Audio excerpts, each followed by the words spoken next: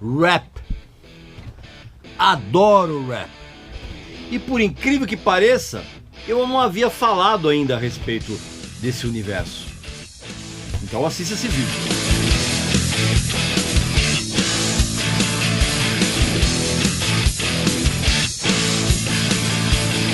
Meu amigo e minha amiga, vamos dar uma pausa um pouco nesse papo aqui, porque eu tenho um produto espetacular para mostrar para você e é uma novidade muito recente que acabou de chegar no Brasil. É esse fone aqui da Edifier, o W600BT, que é um fone Bluetooth que tem um equilíbrio perfeito, pelo menos para mim, que adora tanto graves, médios e agudos de uma maneira muito equilibrada e bem distribuída.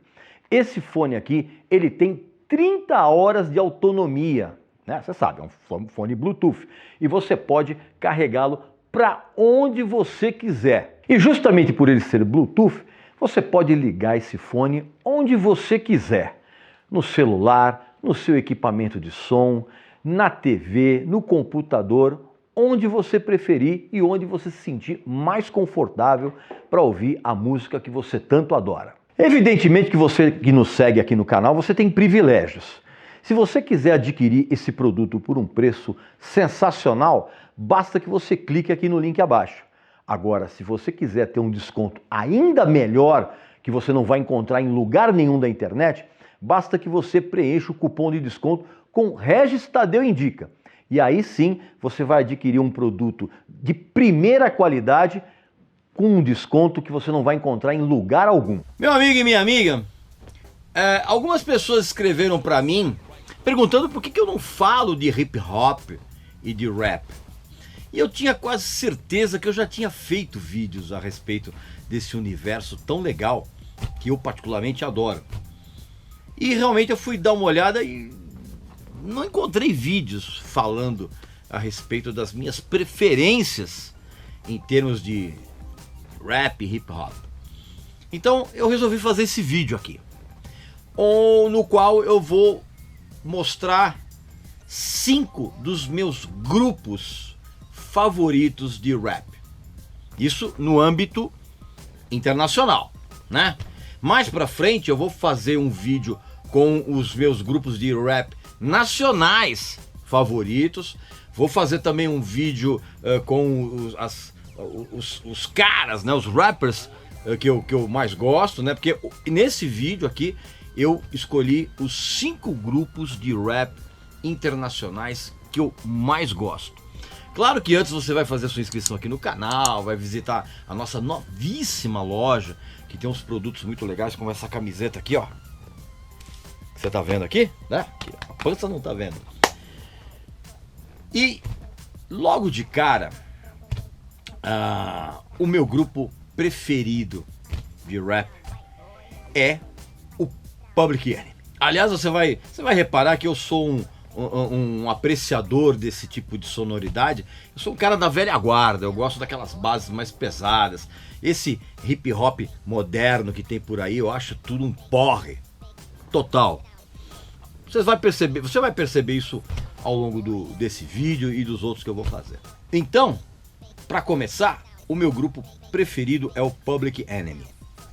Para mim são os Beatles do rap. É a maior banda do gênero em todos os tempos, com a liderança do Chuck D, secundada pelas,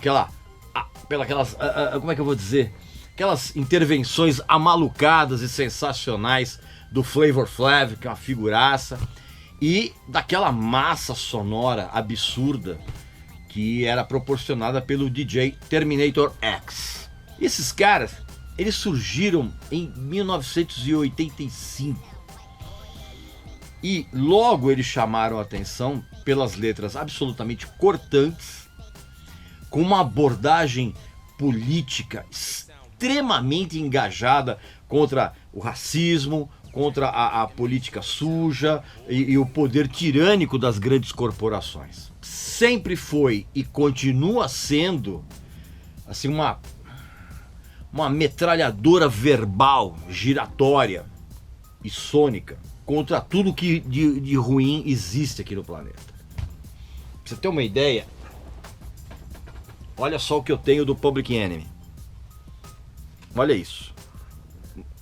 Né? Vou mostrar alguns aqui. Aliás, vou mostrar vários CDs aqui ao longo da nossa conversa. Desde que eles lançaram o álbum de estreia deles, que é o Yo! Boom Rush The Show, de 1987, eles mergulharam em uma sequência de álbuns brilhantes, cara. Alguns deles clássicos, como o It Takes a Nation of Millions to Hold Us Back, de 1988. Vamos colocar aqui. O Fear of a Black Planet, de 1990. Tá? O Apocalypse 91, The Enemy Strikes Black, de 1991. E o criminosamente pouco falado Muse Sick and Our Mass Age, de 1994. Discos esplêndidos. E de lá para desde essa época até hoje, como vocês podem ver aqui, ó, eles têm mantido uma regularidade impressionante até os dias de hoje. Aqui, ó. Vou mostrar aqui alguns discos para vocês, ó. Aqui, ó. Todos sensacionais, cara. Como vocês podem ver aqui, um monte deles aqui. Adoro, adoro. É uma das minhas bandas favoritas mesmo, de verdade. O Public Enemy sempre foi o grupo mais roqueiro de todos dentro do universo do rap. E não apenas pela união que eles fizeram com o Anthrax em 91, quando eles lançaram o single Bring the Noise, que foi um lançamento tão importante quanto a união do Run DMC com o Aerosmith naquela versão de Walk This Way. Tanto o Public Enemy quanto o Anthrax, eles se respeitavam muito. Tanto que eles fizeram algo impensável naqueles tempos. Eles se excursionaram juntos. Isso também não era nenhuma novidade para o Public Enemy, porque eles já tinham participado desse tipo de crossover quando eles foram convidados para participar de uma ótima canção do Living Colour, que era Funny Vibe, em 1988. Eles fizeram uma gravação com o Sonic Youth em Cooping em 1990, se não me falha a memória. E retribuindo essa participação, né, o Vernon Reid, ele participou de várias músicas do Public Enemy. Inclusive o Public Enemy chegou até a samplear aquele riff clássico da Angel of Death do Slayer, para incluir numa canção também que é sensacional, que chama-se She Watch Channel Zero. É claro que na história do Public Enemy rolaram várias turbulências, como a saída de um dos fundadores, que era o professor Griff, em 1989, por conta de umas declarações homofóbicas e antissemitas. Ele até voltou em 1998, mas ele saiu tempos depois. E também da saída do genial DJ, o Terminator X, que ele saiu em 1998, e ele foi substituído muito bem pelo DJ Lord. Só que o que acontece?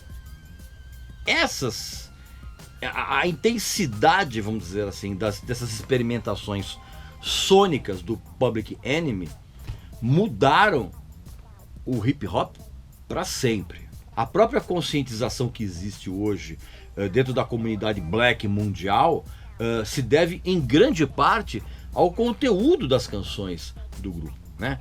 E tudo neles soa denso, soa feroz, vamos dizer assim, até hoje. Inclusive é um tapa na cara desse hip hop bunda mole que a gente tem hoje. Esse hip hop mela cueca com as batidinhas fraquinhas que parece palminha de recém-nascido. O segundo grupo que eu também adoro é o Cypress Hill, que é um grupo californiano sensacional, que faz um som que os maconheiros adoram, né? E até mesmo gente que nunca fumou um baseado como eu, acha tudo sensacional, né? Eu tenho todos os discos deles aqui, ó. Pra você ter uma ideia, ó. Tá tudo aqui. E assim, e eles sempre venderam, sempre foram muito bons de vendagens de discos, né? Óbvio que eles sempre foram defensores da maconha, em todos os âmbitos da nossa sociedade, não só no âmbito médico, mas também no recreativo, aquela coisa toda. Foram a maior influência pro Planet Hemp, claro. E um dos vocalistas, que é o Be Real, ele canta com um sotaque meio mexicano, com a voz meio anasalada, assim, é um negócio muito estranho, que é exatamente um contraponto interessante ao outro rapper, né, que é o Sam Dog. E tem aquelas batidas maravilhosas do DJ Muggs, que de uma certa forma ajudaram a ampliar ainda mais o público desse grupo. Eles fazem um tipo de vocalização muito diferenciada em relação a todos os outros, né? E o Cypress Hill também foi muito próximo, aliás, sempre foi muito próximo do rock. Não dá para esquecer, por exemplo, aquela gaita sampleada do Ozzy, que tem in The Wizard, que eles samplearam num dos grandes hits dele, que é I Ain't Gonna Out Like That. E isso deu ao Cypress Hill um público roqueiro muito grande. Tanto que tempos atrás, cara, os seus integrantes, eles montaram projetos paralelos completamente roqueiros, né? O Be Real, ele tá no Prophets of Rage, né? Junto com aquela cozinha rítmica do Rage Against the Machine, com o Chuck D do Public Enemy. O Sam Dog, ele montou o Power Flow, junto com os caras do Fear Factory, do Biohazard. E é curioso porque, embora eles tenham feito um certo sucesso nos Estados Unidos, quando eles soltaram esse auto-intitulado disco aqui, que é muito legal, foi com o disco seguinte, cara. Esse aqui, ó. O Black Sunday, que rolou um sucesso mundial e com os clipes que alavancaram tudo isso. E eram músicas sensacionais, cara. Insane in the Brain, I Ain't Gonna Out Like That, que mais aqui? Deixa eu ver. I Wanna Get High, enfim, esse disco aqui é sensacional. Aliás, recomendo. Tudo que eu mostrar aqui, eu tô recomendando pra vocês, tá bom?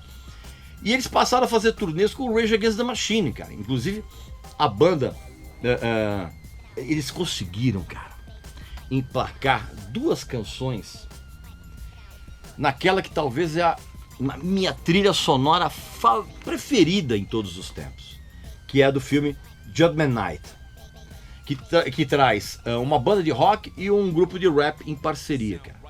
E eles, o Cypress Hill aparece aqui com o Pearl Jam, numa canção chamada Real Thing, só que o Pearl Jam sem o Eddie Vedder, né? E eles aparecem aqui também, cara, com o... Cadê aqui? Com o Sonic Youth em I Love You, Mary Jane. Essa trilha aqui eu também recomendo absurdamente. E aí eles passaram a ser presença constante nas edições do Lollapalooza. Tem inclusive, eles aparecem até nos Simpsons, num episódio chamado Homerpalooza, que não dá pra colocar imagem aqui por conta de negócio de direitos autorais. E aí, desde aquela época, cara, eles vêm lançando discos sensacionais, como o Three Temples of Boom, que estourou com a clássica Through Your Set in the Air. Ó, todos esses discos aqui, ó, são sensacionais, cara. Então, recomendo muito que você ouça com atenção a discografia do Cypress Hill, que é também uma das minhas bandas preferidas no universo do rap. Outra das minhas bandas preferidas dentro desse universo teve uma carreira meio curta, assim, mas foi muito marcante. Foi o House of Pain, que infelizmente, né, é um trio de Los Angeles, que ele não existe mais. Mas os álbuns que eles gravaram nos anos 90, cara, inclusive, são sensacionais aqui, ó. Vou mostrar aqui pra vocês, ó. Aqui, ó. Esses 3 discos aqui, ó. O primeiro, que é o House of Pain. Aí depois tem o Same As It Ever Was. E tem também o Truth Crushed to Earth Shall Rise Again. 3 discos sensacionais. Aí a banda acabou, por quê, cara? Porque o rapper Everlast saiu em carreira solo. Eu já vou falar a respeito disso daqui a pouquinho. E o som do House of Pain, cara, era extremamente agressivo, era pesado. E ao mesmo tempo ele era muito malemolente, vamos dizer assim.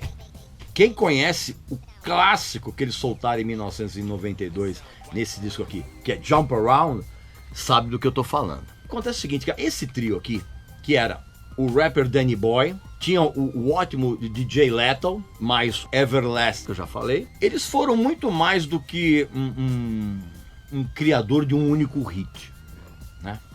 Eles estouraram logo de cara, né, com aquele single do Jump Around, que foi produzido inclusive pelo DJ Muggs do Cypress Hill. Mas assim, desde esse primeiro disco de estreia, cara, a excelência do repertório deles, cara, já diferenciava os caras do restante da cena. E não só porque os três eram branquelos. Nesses discos, cara, há maravilhas incríveis como a Put Your Head Out, com o Be Real, do Cypress Hill, a House of the Rising Sun, não Sun, Sun, enfim, um monte de canções legais. E a igualmente extraordinária Shamrocks and Shenanigans, que inclusive nesse disco aqui, cara, tem um remix feito pelo Butch Vig. Exatamente, o Butch Vig, que foi produtor no Nevermind, o batera do Garbage, que é uma das coisas mais pesadas que eu já ouvi até hoje na vida.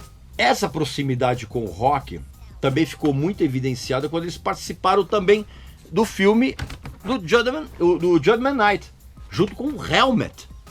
Cara, essa trilha aqui é matadora, cara, eu recomendo muito, sério. E depois eles lançaram mais dois discos legais, como eu falei pra vocês, que era o Same As It Ever Was, de 94, e o Truth Crushed to Earth Shall Rise Again, de 96. Só que no dia do lançamento desse disco aqui, né, o Truth Crushed to Earth Shall Rise Again, o Everlast falou que estava fora da banda, tá? Resolveu cair fora para entrar numa carreira solo. E ele lançou até bons discos, só que completamente diferentes do som do House of Pain. Ele lançou o Whitey Ford Sings the Blues em 1998, o Eat at Whitey's em 2001, quando ele teve inclusive a participação do Carlos Santana aqui nesse disco, porque o Carlos Santana retribuiu a presença do Everlast numa das faixas daquele disco Supernatural que chamava Put Your Lights On. E lançou também esse aqui, que é o White Trash Beautiful. É isso? É, White Trash Beautiful em 2004. Como eu falei, com um som bem diferente do House of Pain. E a banda acabou, né? E o DJ Lethal virou integrante do Limp Bizkit. Foi então que o Danny Boy, ele formou no início de 2006 o La Coca Nostra, que incluía o Everlast e o DJ Lethal, mas com uns outros caras, assim, todo mundo trabalhando junto. E aí o grupo voltou ativo em 2010, fez uma turnê e parou desde então. Mas o House of Pain continua sendo um dos meus grupos preferidos de rap. Outro dos meus grupos preferidos de rap, Beastie Boys. Aqui, ó. Beastie Boys. Fazendo um som tipicamente nova-iorquino. Esse trio que é formado pelo Mike D, pelo Adam Yauch e pelo Adam Horovitz. Esse trio causou reações muito diversas quando eles estouraram com esse primeiro disco deles aqui, ó. O License to Ill, de 1986. Se por um lado o som era muito bom, você vê três branquelos se metendo numa cultura totalmente black, fez vir à tona todo um trauma, vamos dizer assim, do passado, em que branquelos eram lançados fazendo música de preto, né? Para agradar o mercado branco. Elvis Presley, Pat Boone, os dois foram acusados disso. Assim como os brancos fazendo blues, fazendo soul, fazendo funk, fazendo jazz e o que mais você imaginar. Isso, nos anos 50, era um negócio traumático para toda a comunidade black. Era uma coisa meio que era encarada como uma espécie de usurpação cultural. Mas isso é papo para um outro vídeo. E esse incômodo na época, ele só aumentava porque se descobriu que o trio, ele tinha sido formado em 1981 e eles faziam punk hardcore, meio experimental, nos primeiros anos de existência. Então, quando o Beastie Boys surgiu, cara, todo mundo ficou muito com o pé atrás. Teve gente que ficou muito puta com esses caras. E curiosamente, eles começaram a chamar a atenção antes desse disco, quando eles soltaram uma música de gozação em 1983 chamada Cockpuss. E aí, imagine só, você tem um grupo de hardcore experimental. Aí você lança uma música de gozação meio na linha fazendo rap, e aí você consegue chamar a atenção do mercado. E aí quando os caras dos Beastie Boys, eles viram que ali havia uma oportunidade de eles saírem do gueto de punk underground que eles estavam, eles resolveram abraçar essa linguagem do hip hop total.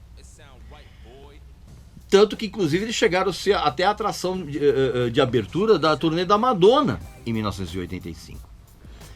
E aí, em 86, eles estouraram com esse disco aqui. Principalmente porque os clipes que passaram na MTV ajudaram a bombar imensamente as vendas desse álbum. E você vai lembrar muito bem desses clipes, cara. Que era Fight For Your Right e a No Sleep Till Brooklyn. Clássicos, né? E ambos com a presença do Kerry King na guitarra. Inclusive o Kerry King aparece no vídeo da No Sleep Till Brooklyn. Por que o Kerry King apareceu? Porque o produtor Rick Rubin, na época, né, ele estava produzindo esse disco e estava produzindo o Raining Blood do Slayer. E os dois discos saíram pela mesma gravadora, que era a Def Jam. E tudo isso ajudou a fazer com que o disco alcançasse o topo da parada da Billboard. Na época que a parada da Billboard era um negócio sério. E é claro também porque isso aconteceu porque os caras eram brancos, né? Eram abobalhados, assim, era uma versão rap dos Três Patetas. E apesar da grana e do sucesso avassalador, os três perceberam que o mercado black e os críticos mais sérios viam aquilo tudo que eles estavam fazendo como uma piada de muito mau gosto. E aí eles sacaram de uma maneira muito esperta que quando você conta a mesma piada mais de uma vez, ela perde a graça. E foi exatamente isso que fez com que os Beastie Boys cometessem, como é que eu vou dizer, um suicídio comercial. Quando eles lançaram esse disco aqui, que é ótimo, que é o Paul's Boutique, de 1989. Composto inteiramente com um monte de samples e com os caras tocando os instrumentos de verdade por cima daquilo.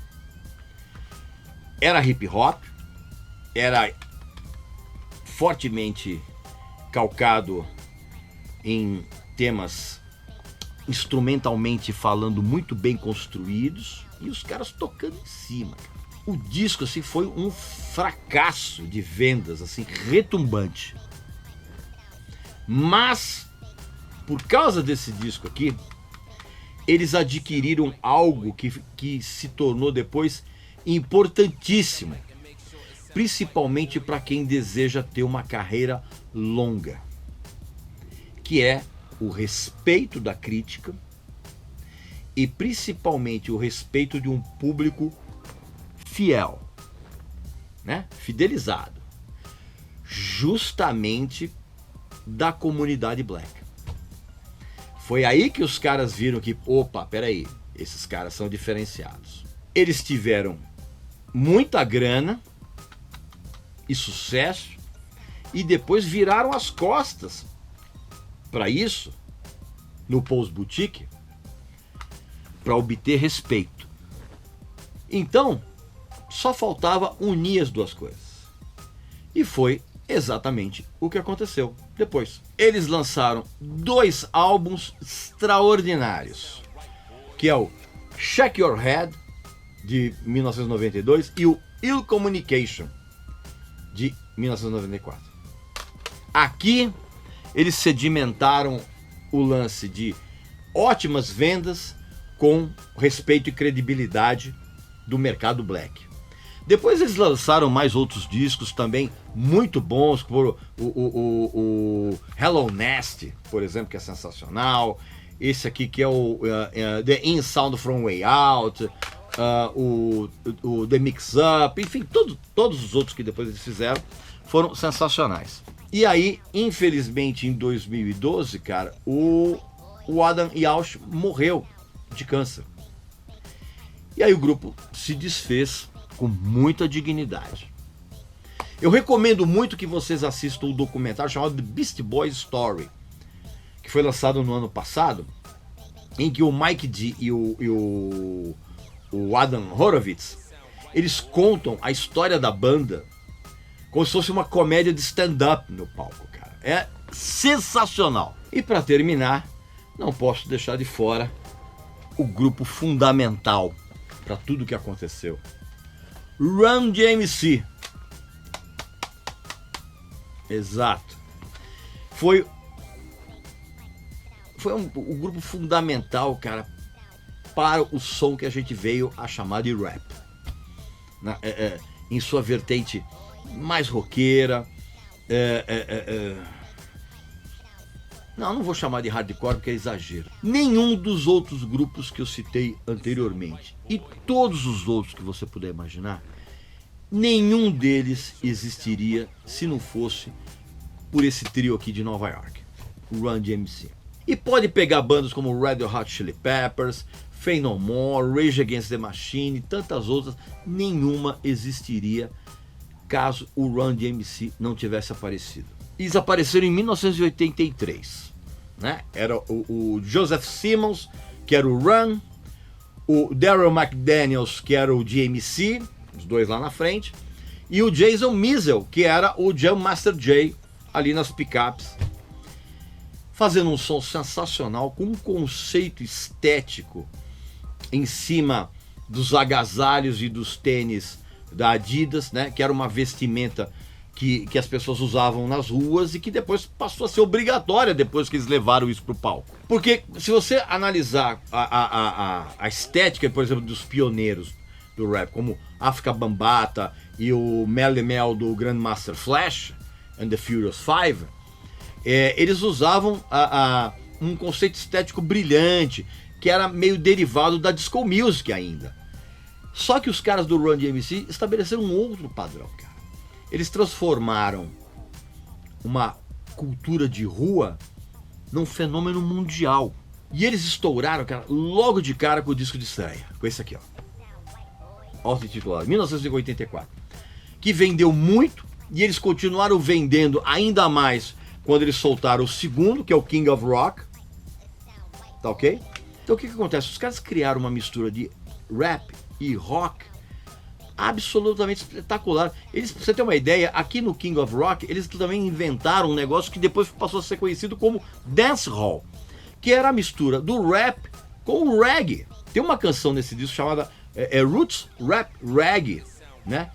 E aí depois, evidentemente, que eles arrebentaram com esse disco aqui, ó, o Rising Hell, em 1986, também produzido pelo Ricky Rubin, puxado evidentemente pelo estrondoso sucesso da versão que eles colocaram aqui de Walk This Way, do Aerosmith, inclusive contando com a participação do Steven Tyler e do Joe Perry na gravação, que aliás foi uma ideia do próprio Ricky Rubin. E essa parceria, vamos dizer assim, ela foi importantíssima na história da música. Sabe por quê? Porque ela demoliu a barreira que havia entre dois públicos distintos. E eles já tinham feito isso em várias faixas dos discos anteriores. Na Rock Box do primeiro disco, na Can You Rock It Like This, e a faixa título, né, do segundo álbum, que é o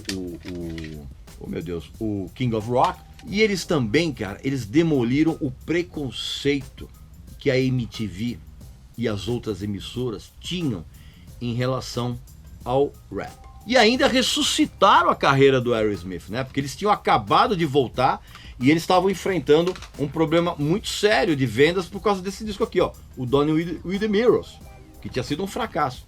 Então, a carreira inteira do Aerosmith foi ressuscitada por conta dessa parceria com o Run DMC. Só que o que acontece, cara? A partir daí as coisas começaram a dar errado pro Run DMC. Porque os shows que eles faziam começaram a virar palco de brigas entre gangues rivais.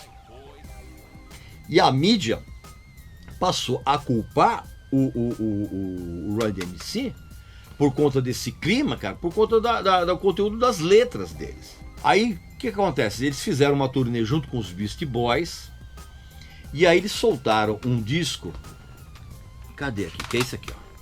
Que é o Together Than Leather, em 1988. Que é um disco muito legal, cara, mas as vendas começaram a cair. E pioraram ainda mais, cara, quando eles lançaram esse disco aqui, que é bem legal também, mas pouca gente fala nele, que é o Back From Hell. Aí começaram a acontecer umas brigas internas, né? O McDaniels ficou absolutamente descontrolado com o negócio do alcoolismo. O Jay acabou se envolvendo num acidente de carro muito grave, ele sobreviveu a 2 atentados. E o Simmons acabou sendo acusado de estupro e acabou escapando porque não teve não rolaram provas, né? Ele escapou de um julgamento por falta de provas. E aí a piração foi tamanha, cara, que o Simmons e o McDaniels, eles se converteram. E aí eles reapareceram 2 anos depois com esse disco também, que é muito legal, que chama Down with the King, de 1993, que até vendeu bem. E aí o Jam Master Jay, ele criou a própria gravadora dele, que era a JMJ Records, né? E ele lançou um grupo que fez muito sucesso nos Estados Unidos, que era o Onyx, e lançou também o 50 Cent. E aí o Run virou pastor, o McDaniels começou a brigar com o Simmons e caiu em depressão profunda, a ponto inclusive de pensar em suicídio, e o negócio degringolou de vez. Aí anos depois saiu esse disco também que é bem legal, que é o Crown Royal, de 2001, com o DMC aparecendo só numas 3 faixas, e aí depois eles fizeram uma turnê com o Aerosmith, e aí o Simmons caiu fora, e aí no ano seguinte, cara, o Mizzle, ele foi assassinado dentro do seu próprio estúdio, cara. Negócio horroroso. E aí, acabou o grupo. Mas, na história, tá lá o nome dos caras, não tenha sombra de dúvida. Pois bem, meu amigo e minha amiga, esses então foram os 5 grupos de rap que eu mais adoro. Aqui nos comentários, escrevam pra mim quais são os grupos internacionais que vocês mais curtem e por quê, tá bom? Não esqueça de fazer a sua inscrição aqui no canal, que você já sabe muito bem como faz, visitar a nossa novíssima loja, que tem uns produtos maravilhosos como essa camisa aqui, essa camiseta aqui, tá? E eu volto muito em breve com esse assunto, falando dos meus grupos de rap nacionais preferidos, tá bom? Aguardem. Um abraço, saúde pra você, pra sua família e pros seus amigos. Até a próxima.